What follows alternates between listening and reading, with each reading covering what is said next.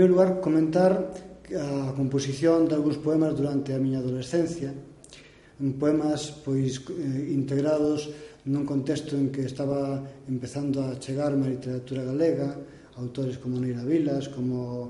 Curros, Rosalía de Castro, e precisamente Rosalía de Castro foi inspiradora de moitos dos meus poemas que, a fin de contas, non era máis que unha emulación e unha emulación non moi boa destes. E se ben isto non o considero unha obra nin publicada nin publicable, si considero que é un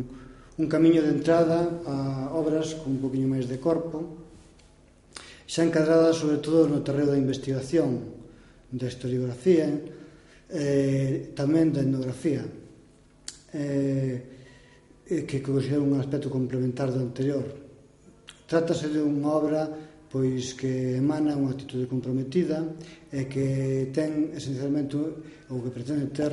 unha función didáctica, divulgativa,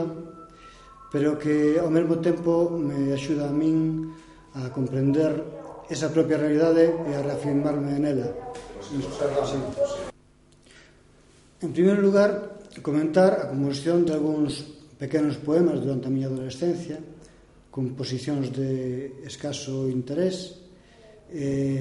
pero que están encadrados coa miña primeira toma de contacto coa literatura galega, cos clásicos, desde Neira Vilas, Curros Enríquez,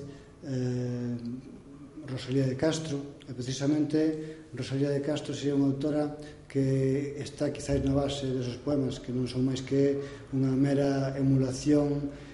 cativa dos poemas de Rosalía de Castro. Sin embargo, estas primeiras tentativas me serviron de un primeiro paso, un primeiro asomo para obras de un poquinho máis de corpo, sobre todo encadrables na historiografía, encadrables no terreo da investigación, tamén na etnografía, que considero complementaria do anterior, que manifestan unha actitude comprometida co país e comprometida coa miña ideoloxía esquerdista. Trátase de estudar e analizar a nosa realidade, de analizar tamén a nosa singularidade, cun objetivo divulgativo, cun objetivo didáctico de cara aos demais, pero que ao mesmo tempo me axuda a min mesmo a comprender mellor esa realidade e a reafirmarme tamén nela.